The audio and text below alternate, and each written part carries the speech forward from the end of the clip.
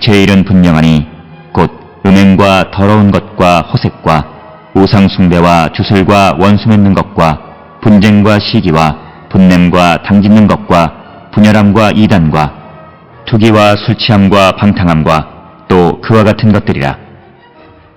전에 너희에게 경계한 것 같이 경계하노니 이런 일을 하는 자들은 하나님의 나라를 유업으로 받지 못할 것이요. 오늘 우리가 함께 읽은 갈라디아서 5장 19절로부터 21절은 인간 본성의 자유로운 결과에 대해서 언급합니다. 그러니까 인간의 본성대로 살아가는 사람들, 그런 사람들은 어떤 삶을 살아가는가라고 하는 것이고, 그래서 19절로부터 21절은 육체의 일에 대해서 나열하고 있습니다.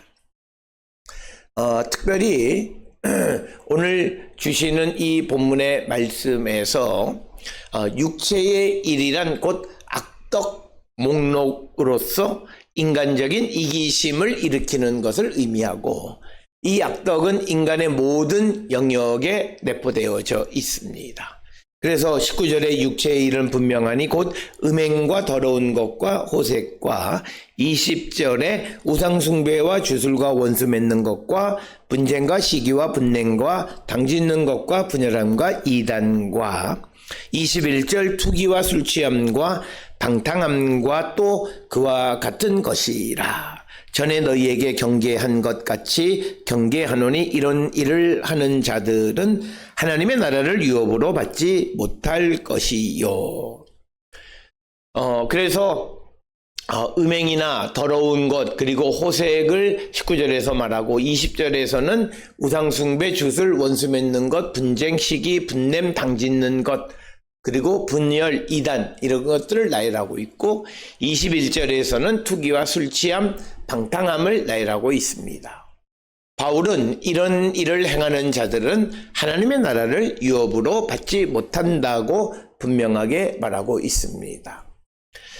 사람이 세상을 살아가는 데 있어서 가장 중요한 것은 관계성입니다. 영적으로 하나님과의 관계와 사람과의 관계, 이 관계성을 매우 중요한데, 그래서 성공적인 삶을 살아가려면 이 두 가지 관계를 잘 맺고 살아가는 자가 되어야 하는데, 그런데 이 관계를 잘 맺기 위해서 우리는 항상 마음의 평안을 누리며 살아가는 자들이 되어야 합니다. 특별히 갈라디아서 5장 19절로부터 21절은 영적인 일과 육적인 일을 이분법적인 구분 가운데 육체의 일이라는 것이 무엇인가를 설명하면서 이 육체의 일의 주를 이루는 주제는 불화입니다. 즉 불화는 평화의 반대가 되는 그런 의미가 되겠고, 본문에서 분쟁, 시기, 분냄, 당짓는 것, 분열 이런 것들로 기록되어져 있고, 평화를 깨는 행위 혹은 평화를 깨는 요소들이라 이렇게 우리가 이해할 수 있습니다.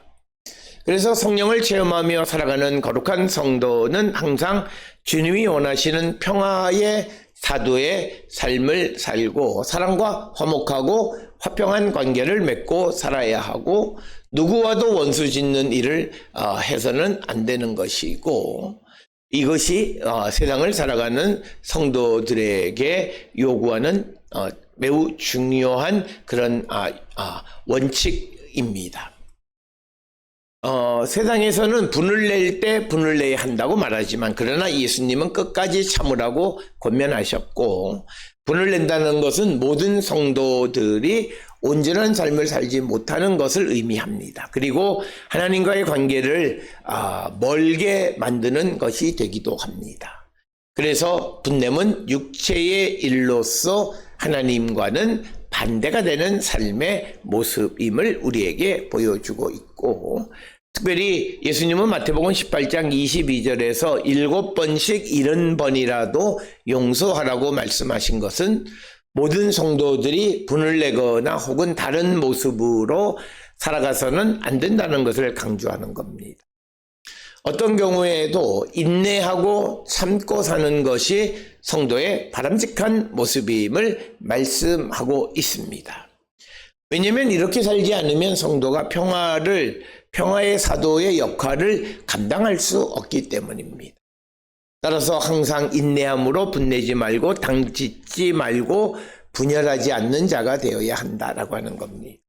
특별히 우리가 잘 아는 것처럼 히브리서 12장 14절에 모든 사람과 더불어 화평함과 거룩함을 따르라, 이것이 없이는 아무도 주를 보지 못하리라, 이렇게 말씀하십니다. 이처럼 화평이란 우리가 주님의 뜻을 관통하는 것이고, 성도가 세상을 살아가면서 가장 큰 문제는 우리의 육체를 어떻게 이길 수 있는가라고 하는 것입니다. 그렇다면 우리는 왜 육체를 이기는 자가 되어야 하는가? 육체의 일이 우리와 그리스도 사이를 갈라놓기 때문입니다. 그래서 우리가 육체의 일을 하는 자들은 하나님의 나라를 유업으로 받을 수 없다, 이렇게 말하고 있습니다.